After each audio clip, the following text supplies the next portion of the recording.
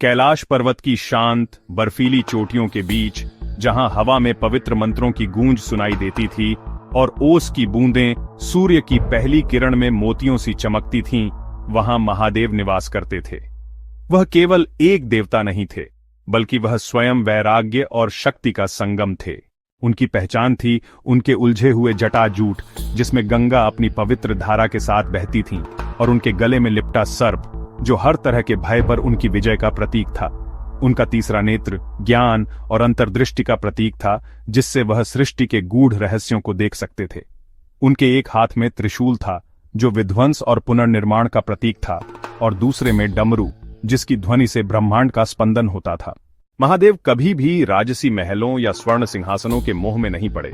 उनकी एकमात्र संपत्ति थी उनकी योगनिद्रा और उनका ध्यान, जिसमें वह लीन होकर ब्रह्मांड की लय को महसूस करते थे। वह अक्सर श्मशानों में भटकते थे, जहां जीवन और मृत्यु का अंतिम मिलन होता है, क्योंकि वह जानते थे कि जीवन का सार मृत्यु में ही छिपा है। एक बार जब पूरी सृष्टि एक भयानक दानव तारकासुर के आतंक से त्रस्त थी, तब सभी देवता उनकी शरण में आए। तारकासुर को वरदान था कि उसका वध केवल शिवपुत्र ही कर सकता था, परंतु महादेव तो अपनी योगनिद्रा में लीन थे और उन्हें विवाह का कोई मोह नहीं था। देवताओं ने कामदेव को भेजा ताकि वह महादेव की योगनिद्रा भंग कर सके। जब कामदेव ने अपने प्रेम बाण से महादेव को विचलित करने का प्रयास किया, तो महादेव का तीसरा नेत्र खुला और उसकी अग्नि से कामदेव भस्म हो गए। परंतु इस घटना ने महादेव के मन में पार्वती के लिए एक बीज बो दिया। पार्वती, जो स्वयं आदिशक्ति का रूप थीं, ने महादेव को पाने के लिए कठोर तपस्या की। उनकी निष्ठा और प्रेम को देखकर महादेव पिघल गए और उन्होंने पार्वती से विवाह किया। यह विवाह केवल दो आत्माओं का मिलन नहीं था, बल्कि यह प्रकृति और पुरुष, शक्ति और शिव का संगम था। उनके पुत्र कार्तिकेय ने तारकासुर का वध किया और सृष्टि को शांति मिली। महादेव की कहानी हमें सिखाती है कि सच्चा सुख भौतिकता में नहीं, बल्कि वैराग्य, ज्ञान और आंतरिक शांति में है। वह हमें सिखाते हैं कि विनाश भी सृजन का ही एक रूप है और हर अंत में एक नई शुरुआत छिपी होती है। उनकी शांत परंतु शक्तिशाली उपस्थिति हमें याद दिलाती है कि जीवन की हर चुनौती का सामना धैर्य और आत्मविश्वास से किया जा सकता है। महादेव के किस पहलू ने आपको सबसे अधिक प्रभावित किया? कथा महादेव महादेव, जिन्हें भगवान शिव के नाम से भी जाना जाता है, हिंदू धर्म के प्रमुख देवताओं में से एक है। उनकी कथाएं अनंत हैं और हर कथा उनके किसी न किसी रूप, शक्ति या गुण को दर्शाती है। यहाँ उनकी कुछ प्रमुख कथाएं दी गई हैं।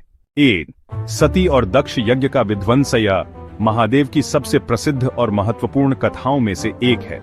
प्रजापति दक्ष ने एक विशाल यज्ञ का आयोजन किया, जिसमें उन्होंने सभी देवताओं को आमंत्रित किया, सिवाय अपनी पुत्री सती के पति महादेव के।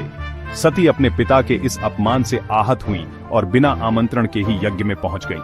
वहां दक्ष ने महादेव का और भी अपमान किया, जिसे सती सहन नहीं कर पाईं, और उन्होंने स्वयं को यज्ञ की अग्नि में भस्म कर लिया। जब महादेव को यह समाचार मिला, तो वे अत्यंत क्रोधित हुए।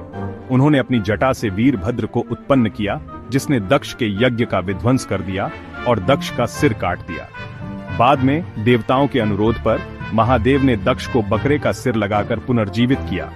यह घटना महादेव के क्रोध और उनकी न्यायप्रियता को दर्शाती है।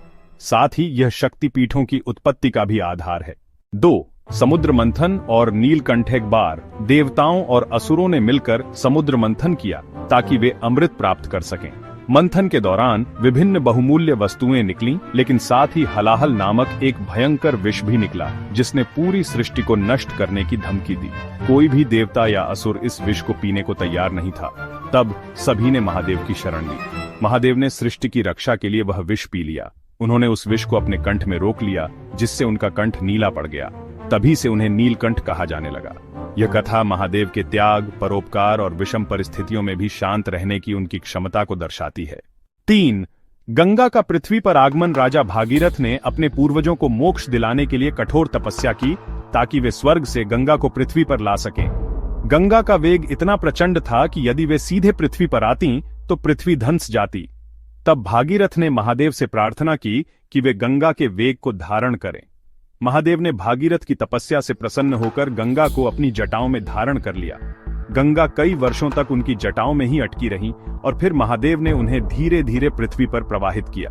यह कथा महादेव की परोपकारिता, उनकी महानता और उनकी शक्ति को दर्शाती है। 4. रावण और कैलाश। पर्वत रावण लंका का राजा और भगवान शिव का एक महान भक्त था। एक बार वह अपने घमंड में कैलाश पर्वत को ही उठा ले जाना चाहता था। उसने अपनी भुजाओं से कैलाश पर्वत को उठाना शुरू कर दिया।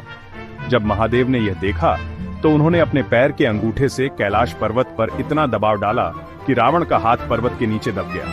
रावण दर्द से चिल्लाया और उसने वहीं शिव को प्रसन्न करने के लिए शिव तांडव स्तोत्र की रचना की। महादेव उसकी भक्ति से प्रसन्न हुए और उसे मुक्त कर दिया। यह कथा महादेव की शक्ति, भक्तों के प्रति उनके प्रेम और उनके विनम्र स्वभाव को दर्शाती है।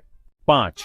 कामदेव को भस्म करना और पार्वती से विवाह। देवताओं को तारकासुर का वध करने के लिए शिव पुत्र की आवश्यकता थी, परंतु महादेव गहन योग निद्रा में लीन थे। देवताओं ने कामदेव से आग्रह किया कि वे महादेव की योग निद्रा भंग करें।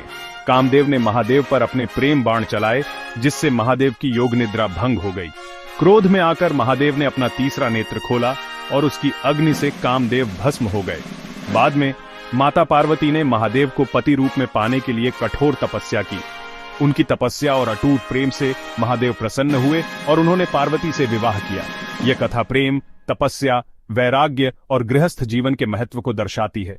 महादेव की ये कथाएं न केवल धार्मिक महत्व रखती हैं, बल्कि हमें जीवन के विभिन्न पहलुओं जैसे त्याग, शक्ति, क्रोध पर नियंत्रण, भक्ति और प्रेम के बारे में भी सिखाती है।